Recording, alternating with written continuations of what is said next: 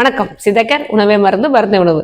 Daily ஒரு ஒரு disease பற்றி நம்ம டெய்லி என்னென்ன சாப்பிட்லாம் அப்படிங்கிறத பற்றிலாம் பேசிகிட்டே வரோம்.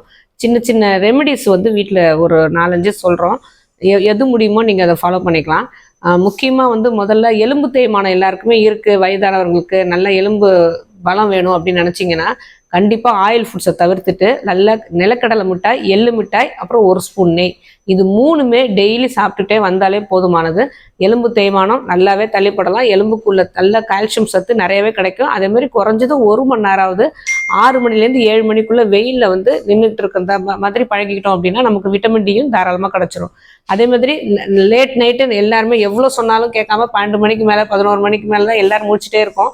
அதனால அதுவும் இந்த காலத்து பிள்ளைங்கலாம் கண்டிப்பாக முடிச்சுட்டு இருக்காங்க. அதனால நல்ல வயத்துல வந்து அசிடிட்டி ஃபார்ம் ஆகி அவங்களுக்கு செரிமான பிரச்சனைலாம் நிறையா வந்திருக்கும். இந்த பிரச்சனை இல்லாமல் பார்த்துக்கணும் அப்படின்னா அவங்க வாரத்துக்கு ஒரு முறையாவது கண்டிப்பாக முருங்கைக்காய் சாப்பிடணும். இதில் வந்து கைப்பு, துவர்ப்பு, இனிப்பு 3 சுவையும் இருக்கிறதால இந்த ஸ்ட்ரெஸ்ஸை குறைச்சி லேட் நைட்டு தூங்குற பழக்கத்தால் வர அசிடிட்டி பிரச்சனைலாம் இல்லாமல் பார்த்துக்கும் இந்த முருங்கைக்காய். அப்படி இல்லைன்னா முருங்கை விதையை வந்து தூள் பண்ணி வச்சுக்கிட்டு 1 டம்ளர் பாலில் விதமான பாலில் 1 ஸ்பூன் விதை பொடியை வந்து கலந்து குடிச்சிட்டு அவங்க படுத்துக்கலாம். அடுத்தது 3வது, அப்புறம் சாப்பிட்டோன்னே நெஞ்சு எரிச்சல் வருது, அப்புறம் செரிமான பிரச்சனை இருக்குது, குடற்புழு இருக்குது அப்படின்னு நினைக்கிறவங்க எல்லாரும் மணத்தக்காளி பழம், அதோட விதை, காய், அப்புறம் வந்து சுண்டைக்காய், இது 2மே கண்டிப்பாக வற்றல் செஞ்சு வச்சுக்கிட்டு இந்த பொடியை வந்து ஒரு துவையலாகவே சாப்பிட்லாம். இல்லை குழம்பு வச்சு கண்டிப்பாக வாரத்துக்கு 2 இல்லை 3 முறை இருந்தாலே போதுமானது. இந்த அஜீரண கோளாறு, நெஞ்செரிச்சல், குடற்புழுக்கள் எதுவுமே நமக்கு அண்டாது. அதே மாதிரி வெயில் காலத்தில் நிறைய நீர்க்கடுப்பு வருது, யூரினரி இன்ஃபெக்ஷன் அடிக்கடி வருது அப்படின்னு நினைக்கிறவங்க வந்து நன்னாரி வந்து வீட்டில் வேர் வாங்கி வச்சுக்கிட்டு நன்னாரி நல்லா சுடத்தண்ணியில் போட்டு நல்லா கொதிக்க வைக்கக்கூடாது, அதோட பலன் இருக்காது.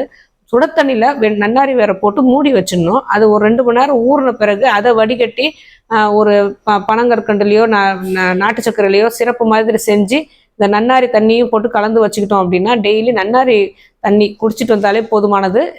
இந்த நன்னாரி சர்பத் வந்து நீர்க்கடுப்பு வராமல் வெயில் காலத்தில் பார்த்துக்கும். அடுத்தது மூலம், மலச்சிக்கல், இது 2மே இருக்கிறவங்க வந்து பிடிக்கரணையும் பிரண்டை துவையலும் கண்டிப்பாக சாப்பிடணும். ஏன்னா இது 2மே நிறைய நார் சத்து மிக்கது. பிடிக்கரணை வந்து எல்லாருக்குமே தெரியும் மூலத்துக்கு நல்லது அப்படின்னு. அதிகமான ஃபைபர் இருக்கிறதால மலச்சிக்கல் வராமல் பார்த்துக்கும். இவங்க வந்து டெய்லி 1 நாள் விட்டு 1 நாளாவது பிடிக்கரணையும் பிரண்டையை வந்து 1 ஸ்பூன் நெய் விட்டு ஸ்லிம்மில் நல்லா வதக்கிட்டு அதை நிறம் மாறுற வரைக்கும் வதக்கிட்டு அதை துவையல் அரைச்சி சாப்பிட்டாங்க அப்படின்னா மலச்சிக்கல் அவங்களுக்கு வரவே வராது. ஆரோக்கியமே வாழ்வோம். இது மாதிரி எதை பற்றி பேசணும்னு நினச்சாலும் நீங்கள் தாராளமாக கமெண்ட் பண்ணலாம். உங்களுக்கு எந்த பிரச்சனை இருந்தாலும், நோய் இருந்தாலும் சித்தா கேரை அணுகுனீங்கன்னா உங்களுக்கு நல்ல தீர்வு கிடைக்கும்.